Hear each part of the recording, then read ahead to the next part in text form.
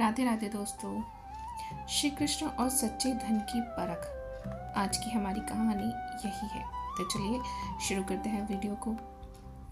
द्वारिका, जहाँ श्री कृष्ण का वैभव हर दिशा में फैला था, एक दिन वहाँ एक अनोखी चर्चा शुरू हुई। लोग यह सोचने लगे कि संसार में सबसे धनी व्यक्ति कौन है। कुछ ने कहा कि यह कोई राजा होगा, तो कुछ ने कहा कि यह कोई व्यापारी होगा। लेकिन जब यह बात स्वयं श्री कृष्ण के कानों तक पहुंची तो उन्होंने मुस्कुराकर कहा, सच्चा धन केवल सोने चांदी में नहीं बल्कि कुछ और भी हो सकता है। कृष्ण की यह बात सुनकर सब चौंक गए। तब श्री कृष्ण ने एक परीक्षा की घोषणा करी और कहा, जो सबसे धनी है वह मेरे पास आए और अपना सबसे मूल्यवान धन अर्पित करे। मैं स्वयं निर्णय लूंगा कि संसार में सबसे धनी कौन है। अब धनवानों की प्रस्तुति होने लगी।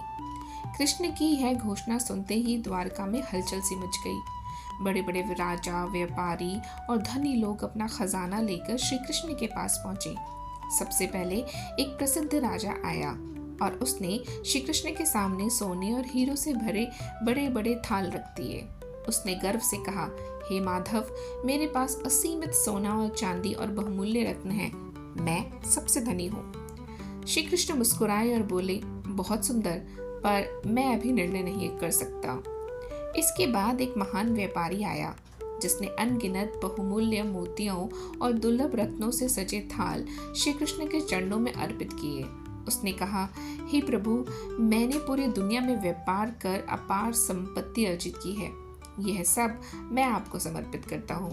श्री कृष्ण ने उसकी भेंट को देखा और कहा, ये भी सुंदर है, लेकिन अभी भी मैं निर्णय नहीं कर सकता।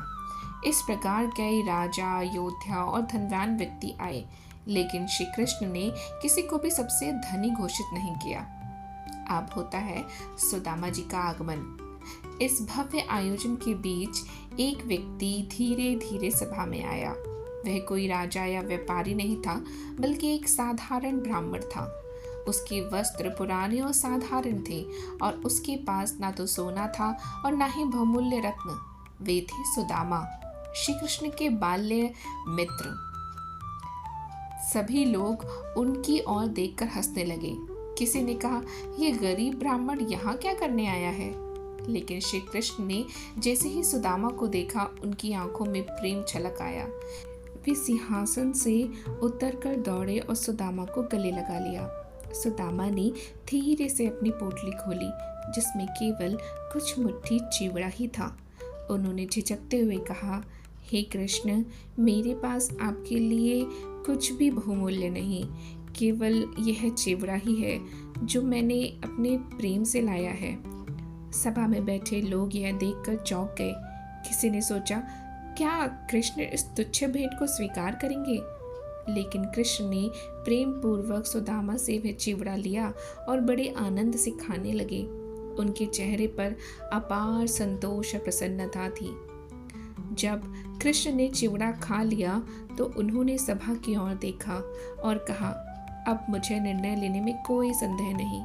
संसार का सबसे धनी व्यक्ति सुदामा है। राजा और व्यापारी यह सुनकर अचंभित रह गए। उन्होंने कहा, प्रभु, यह कैसे संभव है? इनके पास ना कोई महल है, ना कोई सोना, ना चांदी, फिर भी ये सबसे धनी कैसे हुए?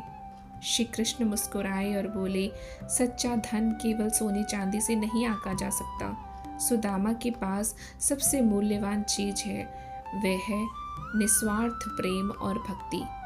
उन्होंने अपने पास जो भी था प्रेम पूर्वक अर्पित कर दिया और प्रेम से बढ़कर कोई धन्य नहीं। यह सुनकर सभी लोग मौन हो गए। उन्हें अब समझ आ गया था कि संपत्ति की तुलना प्रेम और भक्ति से नहीं की जा सकती। दोस्तों, सच्चा धन प्रेम और भक्ति में ही होता है, ना कि भौतिक संपत्ति में। जो व्यक्ति अपने आसपास की सबसे छोटी चीज भी प्रेम पूर्वक अर्पित करता है, वही वास्तव में धनी होता है। भगवान के लिए बाहरी वैभव का कोई मूल्य नहीं। उनके लिए केवल प्रेम और समर्पण ही सबसे बड़ी भेंट है। धन की असली परीक्षा यह नहीं कि आपके पास कितना है, बल्कि यह है कि आप उसे किस तरह प्रयोग करते हैं। दोस्तों, यह कथा हमें सिखाती है कि धन का वास्तविक मापदंड केवल भौतिक संपत्ति नहीं। जिस प्रेम और भक्ति से श्री कृष्ण ने यह सिद्ध कर दिया कि संसार में सबसे धनी व्यक्ति वह नहीं जिसके पास सोना और चांदी है, बल्कि वह है जिसके पास निस्वार्थ प्रेम और भक्ति है। इसीलिए जब भी कोई श्री कृष्ण की सच्ची भक्ति करता है, वह वास्तव में सबसे बड़ा धनवान बन जाता है। इसलिए बोलिए राधे कृष्ण।